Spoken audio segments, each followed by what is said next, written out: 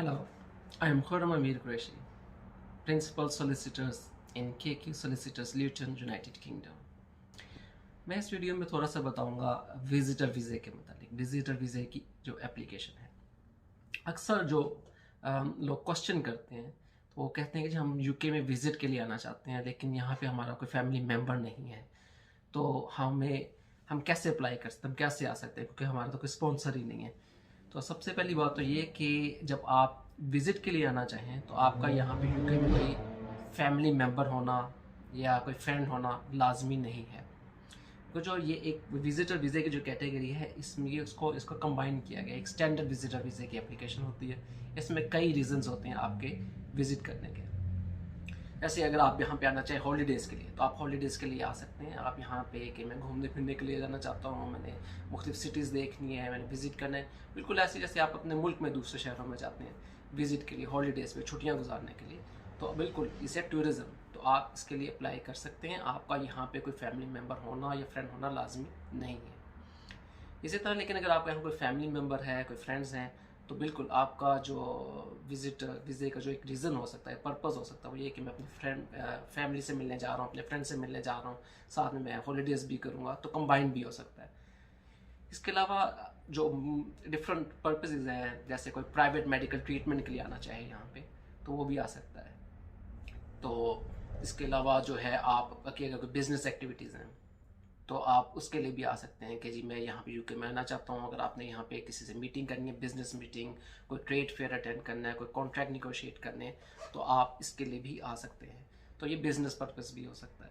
इसके अलावा अगर आपने ये फॉर एग्जांपल आप कोई शॉर्ट कोर्स करना चाहें अप टू 6 मंथ्स तक का, जिसमें इंग्लिश कोर्सेज भी इंक्लूडेड है, तो आप उसके लिए भी अप्लाई कर सकते हैं कि मैंने यहाँ पे एक एक्रेडिटेड इंस्टीट्यूशन है और मेरा यहाँ पे 2-4 माह का कोई कोर्स है, तो मैं उसके लिए भी आना चाहता हूँ।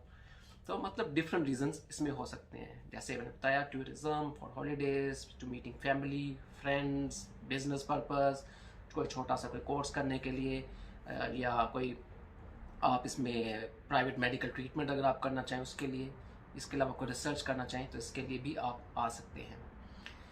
तो ये जो विजिटर वीज़ा है ये मिलता है अमूमन 6 मंथ्स तक का होता है, अनलेस अगर कुछ इसमें डिफरेंट कैटेगरीज हैं। जैसे अगर आप प्राइवेट मेडिकल ट्रीटमेंट के लिए आना चाहते हैं तो वो 11th मंथ तक आपको मिल सकता है वीज़ा। इसी तरह जैसे अगर आप as a researcher, as an academic कोई आना चाहते हैं, कोई रिसर्च वगैरह कर रहे हैं, तो उसका भी वीज़ा जो है वो 6 मंथ से ज़्यादा तक का मिल सकता है।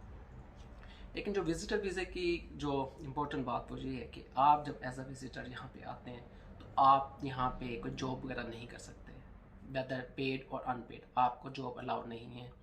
इसी तरह आप जो है कि 6 महीने ज़्यादा रह नहीं सकते। आप वीज़े को अमूमन किसी और कैटेगरी में स्विच भी नहीं कर सकते कि मैं वर्क वीज़े के लिए अप्लाई कर लूँ या शादी के लिए वीज़े के लिए अप्लाई कर लूँ, क्योंकि अगर आप यहाँ पे आते हैं और आपका यहाँ पे शादी का कोई प्रोग्राम बन जाता है, तो आप शादी भी यहाँ पे नहीं कर सकते विजिटर वीज़े पे, क्योंकि उसके लिए एक डिफरेंट वीज़े की कैटेगरी है, मैरिज विजिटर वीज़ा कहते हैं। अगर आप यूके में आना चाहते हैं शादी, तो सब मैरिज विजिटर वीज़े पे आपको अप्लाई करना पड़ता है।